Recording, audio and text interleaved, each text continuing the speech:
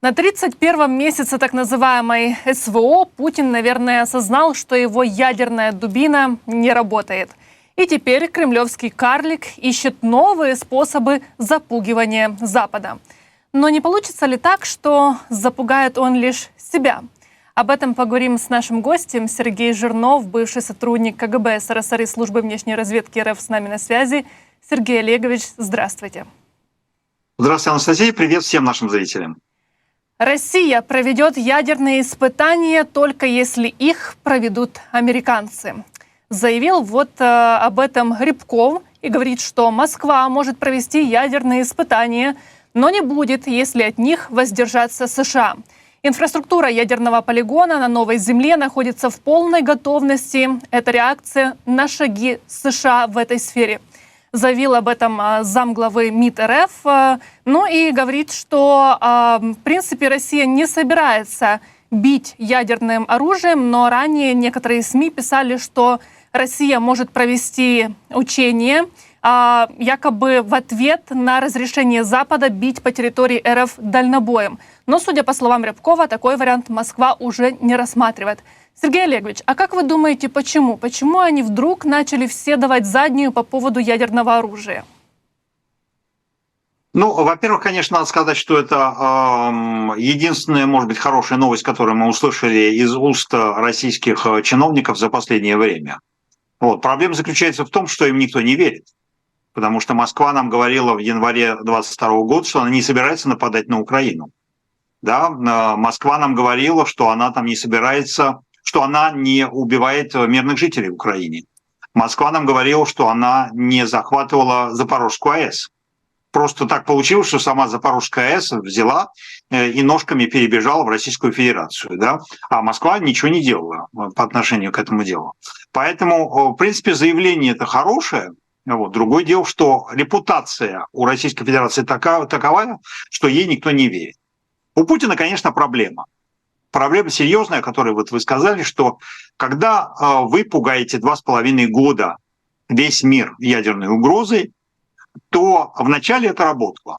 Я вам могу четко совершенно подтвердить, что 24 февраля 2022 года, когда я первый раз упомянул возможность использования Российской Федерации тактического ядерного оружия в войне, начатой против Украины, там у всех людей, которые были со мной вместе в телевизионной студии, случился инфаркт. Я утрирую, конечно, но, в общем, их покоробило от этого дела. И мне тогда ведущие стали говорить, нельзя так легко употреблять эти слова. Через 3 дня, когда Путин 27 февраля вызвал Герасимова и Шойгу и приказал им повысить уровень боеготовности ядерных сил, все поняли, что Москва реально играет с этим делом. С тех пор каждую неделю из уст различных российских чиновников, то ли от Путина, то ли от Медведева, то ли от Захаровой, то ли от Лаврова, то ли от Герасимова, то ли от Шойгу, то ли еще от кого-то, я уж не говорю просто про пропагандистов, шли разговоры постоянно от ядерки. И, естественно, народ к этому привык, я имею в виду народ западный, западного обывателя, потому что, строго говоря, военные это западные, в общем, и не очень на это дело и реагировали. Они говорят, у военных, вы знаете, как у хирургов, у них, так сказать, закаленные нервы, они исходят из самого плохого сценария всегда и готовятся к самому плохому сценарию. Поэтому их, так сказать, не испугаешь. Можно испугать бюргера, можно испугать обывателя, и этот обыватель начнет, давать интервью какие-нибудь там или пугаться, и, СМИ могут распространять панику, и все это воздействует на политиков. Воздействие психологическое – это больше обыватель политики через западные СМИ и естественно, через российскую пропаганду. Но даже этот обыватель западный и даже западные политики перестали, в общем, пугаться всех этих московских пугалок, потому что Москва уже неоднократно, кроме того, что она врала это о том, что я вам сказал в начале передачи, но еще ведь она же устанавливала некие красные линии. Она говорила, что не дай бог Украине ударить по Крымскому мосту, будет просто страшное что-то. Вот. Ну, что страшное было? Было, в общем, неприятная вещь, очень неприятная, действительно нехорошая, потому что были после 8 октября 2022 года удары регулярные каждую неделю, там, по понедельникам, по вторникам, большим количеством ракет и беспилотников по украинской гражданской инфраструктуре. Это действительно было. Вот. Но никакой ядерки и близко не было. Да? Затем то же самое говорили про Крым. Не дай бог там Украине что-нибудь там ударить по захваченной российской территории в Крыму. Будет ответ страшный. Никакого страшного ответа не было. Потом то же самое было по всяким захваченным территориям, потом было по Курской области. Ну, в общем, все понимают. И потом были такие же красные линии по поводу поставок Западом, значит, сначала тяжелого вооружения, потом танков, потом каких-то ракет средней дальности, вот, и закончилось все это истребителями F-16. Ну и, в общем, мы видели, что ни на вторжение украинских регулярных войск в Курскую область, ни на использование украинскими войсками своего вооружения по территории Российской Федерации, включая вот эти выбухи по 3 огромным складам артиллерийским за последнюю неделю, в общем, ничего не меняло. Удары по стратегическим аэродромам российской авиации, удары по Кремлю беспилотниками 3 мая 2023 года, удары чуть не по резиденции Путина. Вот. Понятно, что, в общем, никаких красных линий на самом деле у России не было, это все надувание щек, потому что, грубо говоря, на фронте они и так употребляют уже все, что можно. По Украине они и так бьют всем, что только можно. И у них все-таки ощущается дефицит уже того, что было. Поэтому уходит на поклон к Северной Корее, поэтому уходит на поклон к Ирану там, и так далее. Остается только ядерное оружие. И вот сейчас, почему они сказали это сегодня, и вот почему мы с вами посвящаем этому анализ сегодняшней нашей передачи. Сергей Олегович, да, я, извините, вас перебью, но не только Рябков, а ранее, буквально днем ранее, еще и Лавров сказал, что Россия не хочет ядерной войны и считает неуместными разговоры о том, когда надо нажать на красную кнопку. Ну, во-первых, это, конечно, естественно, как вы понимаете, это разговоры ни о чем, это разговоры в преддверии Генеральной Ассамблеи Организации Объединенных Наций, которые рассматривать этот вопрос, в том числе этот вопрос, вот, на который будет выступать президент Зеленский, безусловно, будет поднимать этот вопрос, будет выступать, скорее всего, Байден и будет поднимать этот вопрос. И они уже заранее готовятся, что типа Российская Федерация, она белая, пушистая, она никогда никого не пугала, она не собирается ничего использовать там, и так далее. Но мы здесь ходим по кругу, потому что чтобы Лавров или Рябков, и чтобы Путин не говорили, у них такая репутация, что им уже никто не верит. Вот. И даже когда они говорят, в общем, успокаивающие какие-то вещи, мы, например, наоборот, больше еще напрягаемся. Но у нас есть успокаивающие вещи другие. Вот когда они пытаются запустить межконтинентальную баллистическую ракету «Сармат» тяжелую, то она у них взрывается прямо в шахте. Вот это удар такого, которого Путин не ожидал. Это, кстати, как вы и обратили внимание, было сделано накануне открытия сессии Генеральной Ассамблеи Организации Объединенных Наций. Вот такой кратер от этого остался, вот то, что вы сейчас показываете, иллюстрация моих слов. Вот. Это было сделано специально, значит, в районе Архангельска, космодром Плесецк. С него пытались запустить этот самый «Сармат», и в результате осталась там прожженная шахта, в которой прямо взорвалась ракета. Судя по всему, она даже из нее не вылетела. Вот. И это очень большая неудача. И вот это подталкивает теперь того же самого Рябкова, говорить, что типа, да мы не очень и хотели, и мы не очень и пугали.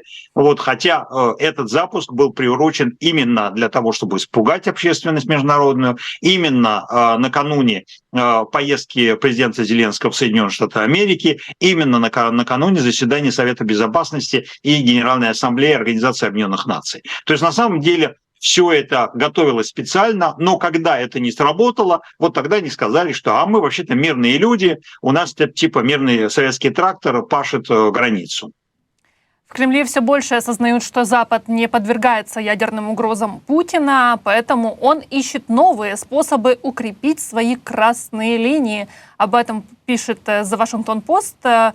Но, наверное, Путин будет укреплять коричневые линии, но все же. Чем еще может угрожать Путин? Это что, передадут оружие хуситам, будут делать диверсии на территории стран НАТО или снова бить по Украине? Нет, я думаю, что, в принципе, будет продолжаться то же самое, что продолжается, но ведь те склады, которые они потеряли, 3 склада, которые они потеряли за последнюю неделю, это 3 месяца бомбежек Украины.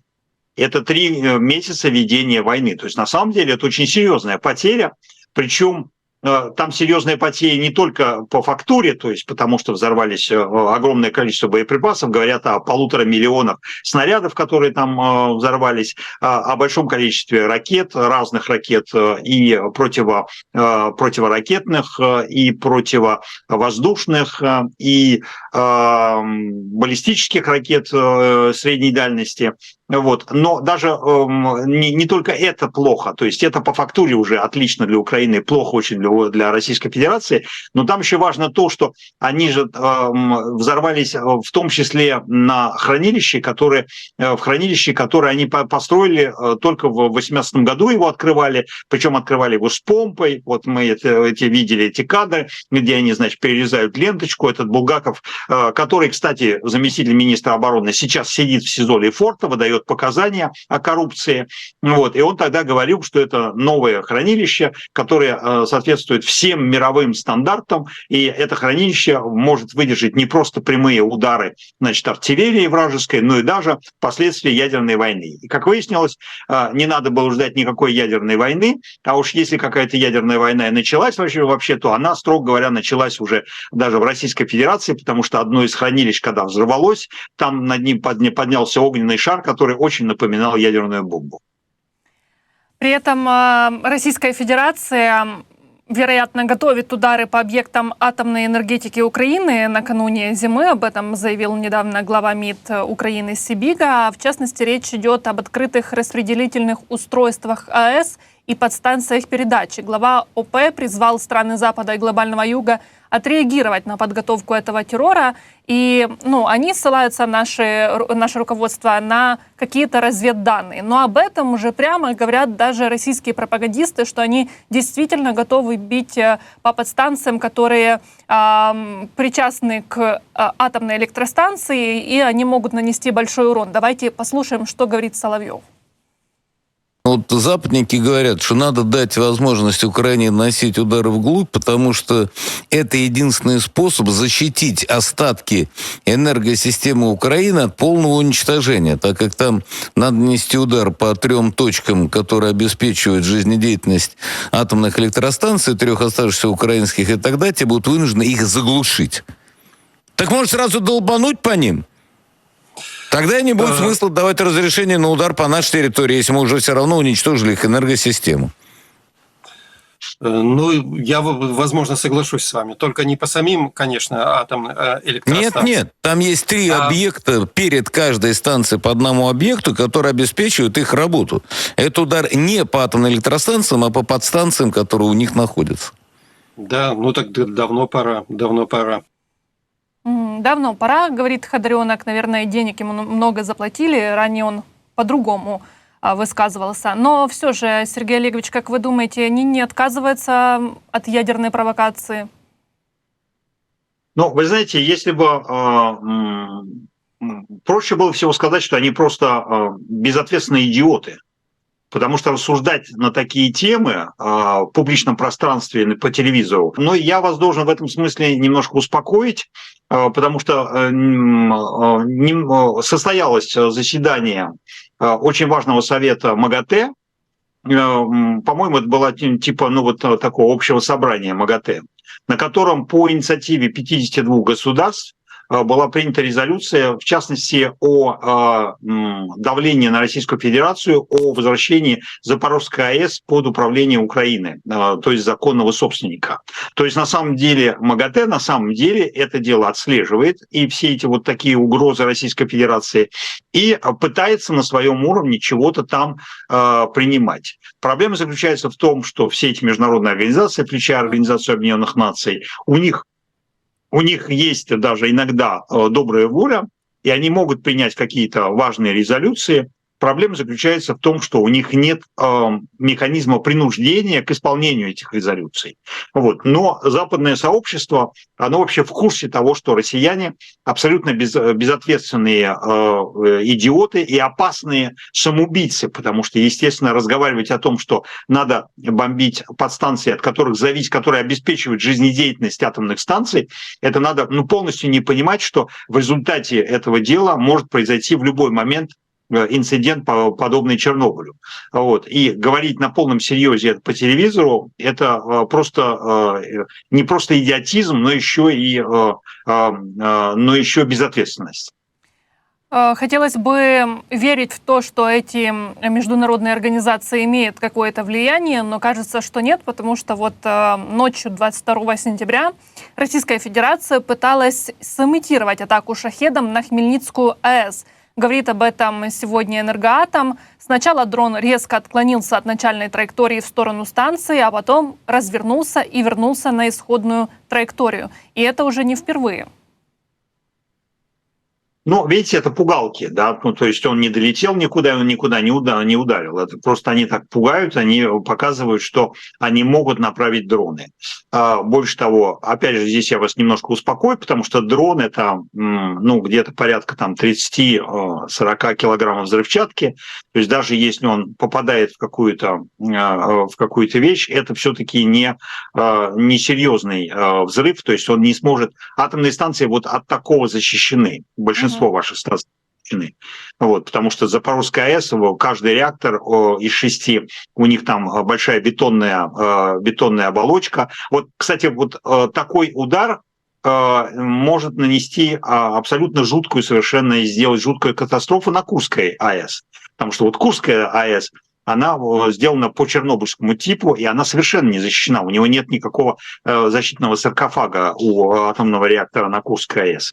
Вот. На ваших станциях, по-моему, на всех есть такие штуки. Вот. Но мы видим, что это не просто измышления пропагандистов по телевизору, но что они занимаются провокациями, в том числе и в воздушном пространстве Украины. Вот. И единственная положительная вещь, которую мы можем упомянуть здесь, это то, что все эти инциденты, естественно, украинская сторона показывает западным партнерам, говоря, что хватит уже менжеваться, нужно закрывать воздушное пространство Украины полностью, а это значит бить западными ракетами с территории НАТО в воздушном пространстве Украины, не давая возможности им долететь до своих целей. Вот. А еще лучше дать возможность Украине бить западным оружием по территории Российской Федерации, не давая этим беспилотникам и самолетам даже стартовать откуда-нибудь, чтобы они летели в сторону Украины. Вот. И все эти инциденты, если есть какая-то положительная вещь в их существовании, это то, что они подвигают Запад каждый раз ближе и ближе к той цели, которую преследует нынешнее политическое и военное руководство Украины, а именно получение официального разрешения ударов западным оружием по территории Российской Федерации по всем законным целям на этой территории. Род Путина Песков сегодня сделал заявление, что Кремль будет изучать план президента Украины Зеленского, если тот будет в официальных источниках. Речь идет о плане победы Украины. Естественно, они не могут его назвать план победы Украины, поэтому план Зеленского, который наш президент повез в Соединенные Штаты Америки для того, чтобы показать Байдену, Харрис и Трампу, и для того, чтобы его реализовать. Сергей Олегович, почему это даже Песков не столь категоричен, как вот, например, пару дней назад Захарова выходила и говорила, нет, никаких ни формул мира, никаких встреч с Украиной не будет, а тут уже они готовы изучать этот план? Ну, потому что все готовятся к Генеральной Ассамблее Организации Объединенных Наций, поэтому меняется риторика за несколько дней, за несколько часов до этой встречи. Во время проведения этой международной встречи нельзя говорить жуткие вещи, потому что иначе это все будет интерпретировано против Российской Федерации, поэтому они меняют риторику.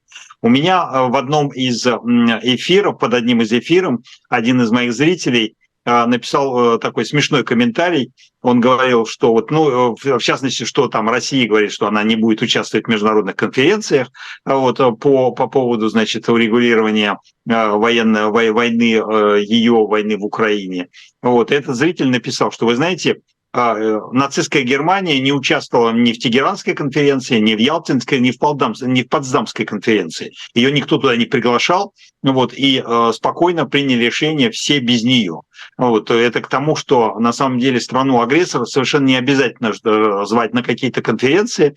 Вот, но поскольку какие-то страны там давят на Украину в том смысле, что нужно, ну как же без участия Российской Федерации там принимать за нее решения, вот, то украинская сторона сказала, ну ладно, поскольку вы на нас давите, мы, так сказать, не против того, чтобы кто-то там представлял эту Российскую Федерацию. Другое дело, как это будет проходить, на каком уровне, потому что Путина мы там видеть не хотим. В любом случае у нас есть принят документ о том, что с Путиным нельзя переговариваться. А если не Путин, то будет ли иметь полномочия этот человек там или несколько людей, которые, значит, в российскую делегацию будут входить. Вот это уже технический вопрос. На самом деле Украина в этом смысле и играет в ту игру, которую ей навязывают, но одновременно показывая, что, в общем, это игра крапленными картами со стороны Российской Федерации. И поэтому, ну, если хотите, давайте пригласим. Ну, ясно же, что они туда и не поедут. И, кстати, вот ответ того же Пескова, Лаврова и Захаровой, что Россия не собирается ехать ни на какую конференцию. Вот он был для всех этих путин-ферштейеров и для всех путинских троллей и путинских лоббистов, которые говорили, ну как же без России, там, так сказать, на мирных конференциях. Вот. Ну и мы видим, что сейчас, каждый раз, когда собирается какое-то международное сообщество, международная конференция значимая, вот Российская Федерация пытается изменить немножко свою риторику, чтобы ее просто мордой не в ее же самое дерьмо не сунули прямо на этом заседании. Что касается плана победы Зеленского, то у него есть 5 пунктов, среди которых продолжение Курской операции и получение от Запада современного оружия, конкретного современного оружия. Об этом сообщает Суспильное со ссылкой на источник в офисе президента. Реализация первых 4 пунктов запланирована на период с октября по декабрь, а 5-го уже после войны. И главное в этом плане победы то, что он комплексный, в нем все пункты взаимосвязаны. Важно реализовать их вместе, все в комплексе, что там сказано, говорит источник издания. А боятся ли россияне, что этот план действительно могут реализовать, или они все-таки его тоже ждут с нетерпением? Ну, они его боятся, конечно, да, потому что, понимаете, в этом плане, в общем, я не хочу сказать, что и представление этого плана и может изменить как-то кардинально что-то там, я не знаю, в геополитике. Просто этот план – это очень правильная игра украинской дипломатии, украинского президента по западным правилам. Потому что западный мир, вот когда идет война против Российской Федерации, и Украина говорит, ну, помогайте нам, давайте нам максимум денег, максимум оружия и так далее. А западный мир, ведь он устроен по некоторым правилам. И по этим правилам нужно представить бизнес-план, грубо говоря, какой-то там, я не знаю, документ, рапорт, вот, значит, план такой глобальный, который покажет, чего вы хотите добиться, какими средствами, в какие сроки там и так далее. Вот без этого люди в международных организациях и в бизнес-сообществе, они просто не понимают, не знают, как строить иначе работу. И вот Украина в этом смысле поняла, что этот документ нужен просто для того, чтобы показать, что у нее, значит, так сказать, структурное мышление есть, что она видит, у нее есть стратегическое мышление, что она видит ярко совершенно свои цели, что она пытается достичь этих целей. И таким образом вот в этом плане который Зеленский повез американцам, он попытался максимально сформулировать эти цели. Кстати, даже одно название имеет значение, да, потому что это план победы, потому что многие говорят, и, к сожалению, я тоже должен неоднократно уже даже в наших беседах, Анастасия, с вами, с вашими коллегами, мы говорили, что такое впечатление, что у американцев нет желания, чтобы Украина победила, и нет желания, чтобы Россия проиграла. И вот когда президент Зеленский везет план победы, то это в том числе, кстати, дипломатическое воздействие на американских партнеров для того, чтобы заставить их понять, что, в общем, на каком-то этапе надо все равно рано или поздно назвать вещи своими именами. Хотят они, чтобы Украина победила, и хотят они, чтобы Россия проиграла, или не хотят. Ну и мы, кстати, помним, как Конгресс США, когда они не могли принять помощь, 60 миллиардов, они тогда потребовали от администрации Байдена как раз план победы, что будет все-таки с Украиной. Байден вроде как его передал, но с большим опозданием. Но вот сейчас президент Зеленский точно привезет то, что нужно нам. Кроме того, Зеленский говорит, что второй саммит мира должен поставить точку, а не троеточие в этой войне. И, как мы сказали в начале ноября, весь план будет готов. Это будет старт и фундамент для того, чтобы говорить в любом формате с Россией, в любом формате с любыми ее представителями. Потому что будет план и есть что показать. Ну, как мы видим, Украина готова говорить с Российской Федерацией, готовит план. А что должно случиться? Еще больше провалов на фронте или еще больше беспилотников в Российской Федерации, чтобы Россия согласилась говорить по нашему плану уже в ноябре? Ну, вообще, строго говоря, в Российской Федерации должен быть убит или смещен Путин. То есть пока Путин находится у власти в Кремле, Российская Федерация не согласится официально не сесть ни за какой стол переговоров, не начать никакие переговоры, ничего. Потому что Путин абсолютно неадекватный человек, Путин человек, который не признает своих ошибок, и сесть с Украиной за стол переговоров – это признать, что Украина, во-первых, навязала такой план. Во-вторых, Путин не признает Украину в качестве равноправного и суверенного партнера или, так сказать, стороны конфликта. Даже вот если говорить, так сказать, в таких терминах, потому что Путин, если вы обратили внимание, постоянно говорит о том, что Соединенные Штаты Америки, НАТО, там Запад и так далее. Он всегда говорит, что Украина – это, в общем, не самостоятельный игрок, это просто такая вот игрушка в руках Запада. И поэтому он говорит, что если нам, Российской Федерации, там, с кем-то договариваться надо, то нам надо напрямую договариваться с Западом, который, так сказать, поставляет помощь Украине, а не самой Украиной. Вот. План, который везет президент Зеленский в Соединенные Штаты Америки, это план победы над Россией, причем план суверенной Украины, победы, ее план суверенной Украины, победы над Российской Федерацией. Но вот Путин этого никогда не признает. Это надо понимать, потому что Путин просто не хочет признавать суверенитет Украины и ее как отдельное государство, которое заслуживает уважения, несмотря на то, что это государство Путину не удается уже 2,5 года, 30 месяцев поставить на колени своими вооруженными действиями. Вот. Но пока Путин сидит в Кремле, ничего не сдвинется никуда. Вот как его, то ли сам он должен умереть, то ли его кто-то должен сместить, вот только тогда в России можно будет говорить о каких-то изменениях. И, кстати, изменения на фронте, вот если вы обратили внимание, ну даже вот заход в Курскую область, вот вроде бы уж куда уже больше, потому что все уже, даже на территории Российской Федерации заходят регулярные войска, но Путин же не признал, что это регулярные войска, он до сих пор говорит о каких-то там бандитах, террористах там, и так далее. Да? И он вот всячески все делает для того, чтобы не признать, что регулярные войска суверенной Украины вошли на территорию Российской Федерации. Вот вы говорите, что должны либо убить, либо сместить Путина. А реально это уже этой осенью? Ну, судя по тому, как подставляют Министерство обороны, как разрушается изнутри Министерство обороны, в России есть силы, которые не хотят продолжения этой войны или такой войны, как ее ведет Путин. Да, потому что совершенно понятно, что все посадки, массовые посадки генералов, массовые посадки заместителей министра обороны, разрушение центрального аппарата министерства, это все направлено против этого.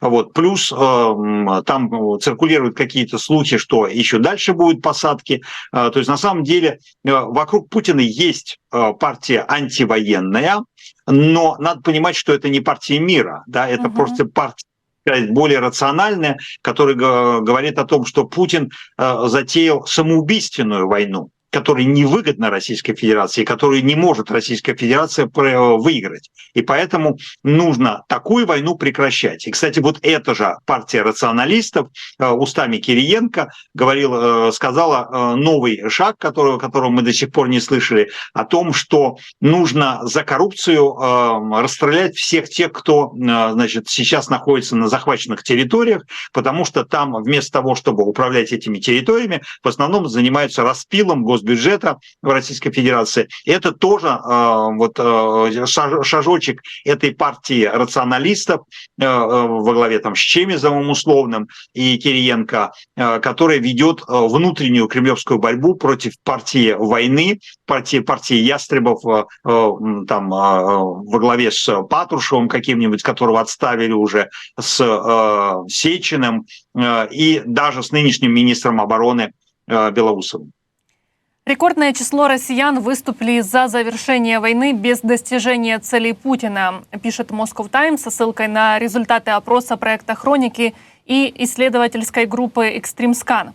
63% респондентов хотели бы, чтобы Россия и Украина в ближайший год уже договорились о мире со взаимными уступками. Почти половина, это 49% граждан РФ, поддержали бы вывод российских войск с территории Украины и мирные переговоры с Украиной без достижения целей так называемой СВО. И 30% россиян заявили, что не готовы отправиться на войну.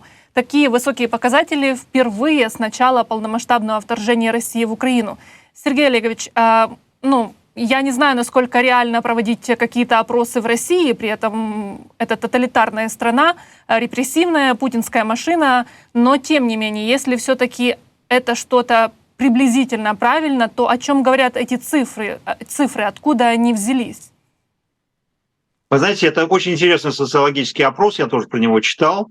И я с вами согласен, что социологии в тоталитарном государстве либо не бывает, либо бывает очень мало. И вот показательно именно то, что даже в условиях этого тоталитарного государства, если такой опрос показывает такие цифры, то на самом деле все еще гораздо лучше для Украины, хуже для России. То есть на самом деле цифры людей, которые согласятся с тем, чтобы Россия условно вывела свои войска без, так сказать, получения каких-то выгод от этой войны, на самом деле гораздо больше. Потому что люди, получается вот как. Смотрите, кто в Российской Федерации выступает активно за эту войну? За нее выступают старые пердуны, совковые старые пердуны. То есть пенсионеры, которым больше 70 лет. Вот они знают, что их не пошлют на эту войну. И у них в голове совковое абсолютное дерьмо старое, величие каком-то там, я не знаю, там Советского Союза, который развалился, они все там вот о величии там Сталина какого-то и прочих всяких вещей. Вот эти абсолютно нищие, кстати, абсолютно идиотические люди, вот они хотят какого-то величия за счет того, чтобы, значит, вести войну с соседней страной. Молодежи все это не нужно. Молодежь боится, что Российская Федерация объявит мобилизацию. Молодежь не хочет попасть на эту войну. Как видели мы в Курской области, когда молодые рекруты сталкиваются с реальными боевыми регулярными частями, они просто сдаются в плен, они не ведут никаких боевых действий. Вот, и такого населения много. Вся проблема с этим опросом заключается вот в чем. Что это все общий социологический фон. То есть, грубо говоря, все эти люди готовы к тому, чтобы Россия проиграла, готовы, чтобы Украина выиграла, готовы, чтобы Россию заставили вывести свои войска, они ничего делать не будут. Но они ничего не будут делать для достижения этой цели. То есть это пассив, это абсолютный пассив. Это люди, которые согласятся с этим, они не будут восставать, они не будут устраивать никаких митингов. И это мы поняли в прошлом году во время путча Пригожинского. Да, вот во время путча Пригожинского никто не вышел защищать Путина. И все ждали и сидели, чем это закончится, и смотрели издалека. И, в общем, всем на самом деле, за исключением какого-то... То есть в России есть меньшинство, которое либо зарабатывает на этой войне, либо просто идеологически у них дерьмо в голове, которые там постоянно думают о каком-то величии страны, которая на самом деле находится в полном... Вот. Но большинство людей – это люди, которым не нужно это все дело, которые не хотят участвовать в этой войне, которые закрывают на нее глаза. Но все это делается пассивно. И вот если какая-то сила, внутрикремлевская или внешняя сила, заставит путинский режим развалиться и закончить эту войну, они с этим согласятся. Но сами они сделать ничего не будут. Вот, кстати, 2 года назад Российская Федерация объявила так называемую частичную мобилизацию. Россиян отправили воевать в Украину, умирать в Украину. И 21 сентября, когда это случилось, вот в этом году уже у здания Минобороны РФ собрались люди, и там проходила якобы протестная акция. А родственницы оккупантов требовали отпустить их домой. Ну, небольшое количество, конечно же, но все-таки они вышли к Министерству обороны Российской Федерации. Сергей Олегович, а какое должно быть количество человек, чтобы они могли, не боясь этих бусиков, в которых их запакуют, выйти все-таки на протесты? Ну, вот вы здесь видите на кадрах, что вышло там порядка 20 человек, да, там пара десятков, может быть, даже пара десятков нету. Вот. Это старая история, это история с женами так называемых мобилизованных, или там с матерями, с сестрами мобилизованных, которые выступают не против войны, они выступают не против Путина, они выступают не против убийства Российской Федерации украинских мирных жителей или воинов украинских на войне. Они хотят, чтобы просто их мужей вернули с фронта мобилизованных, как им обещали. То есть им обещали, что вы повоюете там месяца 3, потом призовут других и пошлют вам на смену. А в итоге эти мужья там сидят уже 2 года, вот, и они не требуют окончания войны, они не требуют отставки Путина, они не требуют свержения Путина. Они не требуют свержения путинского режима, они просто хотят вернуть своих родственников. И для того, чтобы их вернуть, они согласны, чтобы призвали каких-то других людей по этой же самой мобилизации. Поэтому, кстати, их и не очень крутят, этих теток. Ну вот, они, так сказать, регулярно устраивают свои такие вот акции. Отвечая на ваш прямой вопрос, сколько нужно людей, чтобы что-то сдвинулось, нужно, чтобы вышло 1 миллион. Вот если происходит какая-то акция, на которую выходит 1 миллион людей, вот тогда эта акция значимая. Потому что, посмотрите, похороны Навального – это было 100 тысяч. Марно, за пару дней. Да? Но они тоже ничего не сдвинули. Просто вот эти 100 тысяч человек, они вышли, да, они показали, что они есть, они показали, что они могут выйти на разрешенную акцию. Вот если акция разрешена, если они знают, что никто их крутить не будет, а это, грубо говоря, было сказано публично. Точно так же, как вот посмотрите, когда разрешили Надеждину собирать подписи, 211 тысяч человек стояли в очередях, потому что это была разрешенная акция, и они показали, что их много. То есть вот разрешенной акции никаких проблем нету, и могут даже там вот 200 тысяч человек в 100 городах Российской Федерации при минус 40, при минус 20, там минус 40 в Якутии было, стояли по 3 часа, значит, для того, чтобы поставить подпись за Надеждина. То есть на самом деле вот эта социология есть, но, как я вам говорил, она, в общем, с одной стороны, очень пассивна, потому что вот эта же самая мобилизация, о которой мы с вами говорили, 21 сентября 2022 года, когда Путин объявил мобилизацию, 1 миллион россиян просто сбежал из Российской Федерации. Просто взяли, сели и уехали кто куда мог. Кто уехал в Монголию, кто уехал в Грузию, кто уехал в Армению, кто уехал в Казахстан, у кого получше там, с финансами и с головой, и с возможностями, уехали в Турцию, уехали на Запад, уехали на Восток, уехали в Китай, уехали куда угодно, лишь бы только не оставаться на территории Российской Федерации. Потом, когда они посмотрели, что, в общем, эта мобилизация была такая игрушечная, там просто призвали несколько, ну, грубо говоря, там 1100 или 150 по этой мобилизации, что она не затрагивала никаких молодежь, она не затрагивала крупные города, и в итоге из этого миллиона половина опять обратно вернулась, потому что поняла, что это пока что не самое страшное, что может быть. То есть на самом деле самые подвижные люди предпочитают сбежать. Население, в принципе, не хочет участвовать в этой войне, кроме тех, кто зарабатывает прямо на ней деньги. То есть, грубо говоря, люди, когда едут просто зарабатывать свои эти 20 тысяч евро или там долларов на контракте с Министерством обороны, и даже если они там погибают, то им родственникам выплачивают все равно 7 тысяч долларов компенсации. Вот. Всем остальным это по барабану, и они просто не хотят в этом участвовать. То есть они морально и психологически готовы к тому, чтобы Россия проиграла эту войну, но сами они делать ничего не будут. Вот так же, как эти мобилизованные тетеньки, вот, они только просто за своего мужа могут выйти рано, там, регулярно, там, то ли к путинскому избирательному штабу, то ли к Министерству обороны. Вот. Но они знают, что их крутить никто не будет, потому что у их мужей есть оружие, и их сажать никто не будет, их осуждать на 5 лет или на 10 лет, закрывать в тюрьму никто не будет. Кстати, если бы этот миллион, о котором вы вспомнили, которые выехали после объявления частичной мобилизации, действительно вышли и что-то бы сделали, то, возможно, бы уже и война эта так долго не продолжалась. В российском Омске 2 школьников сожгли вертолет Ми-8 на авиабазе, сообщают об этом местные паблики. Они бросили в вертолет бутылку с зажигательной смесью и скрылись с места происшествия. Однако вскоре их задержали. 16-летние парни сказали, что им в Телеграме пообещали заплатить 20 тысяч долларов. Но, как они говорят, им ничего не заплатили. Но я напомню, что несколько дней назад была похожая ситуация. Тоже подростки сожгли вертолет в Ноябрьске, и тогда школьникам обещали 5 миллионов рублей. Ну и недавно мы видели, много было хлопков на железной дороге в Белгородской области. Сергей Олегович, а что это за активизация российских неизвестных добрых людей? И как это так, что ФСБ не подумали, что в эту игру с поджиганием автомобилей военных, как у нас сейчас в Киеве, в Харькове, во многих городах в Украине, можно играть вдвоем?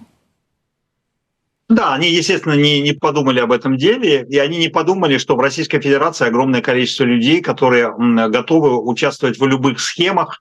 К сожалению, я вам должен подтвердить, что у меня вот там папа престарелый, 90-летний, был разведен также, вот и мы там потеряли 1020, наверное, долларов на... Он скрытно участвовал во всякой вот этой, которые участвуют. Вот. И когда украинские спецслужбы поняли, что россиян очень легко развести на любое действие, если им пообещать там, я не знаю, там 5-10 миллионов рублей, вот, то, в принципе, это надо использовать. Вот. И таким образом не надо будет использовать своих собственных даже бойцов специальных операций, не надо готовить каких-то шпионов, не надо никого вербовать. Можно просто, так сказать, найти идиотов, которые будут готовы сжечь собственный дом ради там 5 миллионов обещанных им какими-то мошенниками. Вот. В Российской Федерации таких людей много, и не использовать этот механизм было бы неправильно с точки зрения введения войны против Российской Федерации. Но тут еще интересно, что у нас жгут автомобили, а мы вот вертолеты, и это уже не первый. Не мы, это не мы, это какие-то добрые люди. Да. Ну, так же, как вот израильтяне говорят, что это не мы взрывали эти самые пейджеры у Хизбаллы. Вот, это понятно. Вот. К вам, кстати, не только жгут вертолеты, к вам там перегоняют вертолеты еще даже готовые. Вот. Ну, к сожалению, потом пилоты не очень умно распоряжаются деньгами и в результате платят своей жизнью за этот акт. Вот. Ну нет, это можно будет найти, конечно, это правильно это делается. Вот. Но россияне вот использовали это в Украине. Вот Украина поняла, что любой механизм всегда обоюдоострый, И если россияне что-то смогли использовать в Украине, то почему Украине нельзя это же использовать в Российской Федерации? Логично. Сергей Олегович, огромное спасибо вам за разговор и за то, что вы нашли время для нашего эфира. Я желаю вам хорошего дня и напомню, что Сергей Жирнов был с нами на связи. Вы, друзья, поставьте свой лайк, напишите комментарий, не забывайте указывать, с какого города, с какой страны нас смотрите, ну и, конечно же, подписывайтесь на наши YouTube-каналы. Всем спасибо за внимание, хороших новостей, берегите себя и до встречи. Спасибо.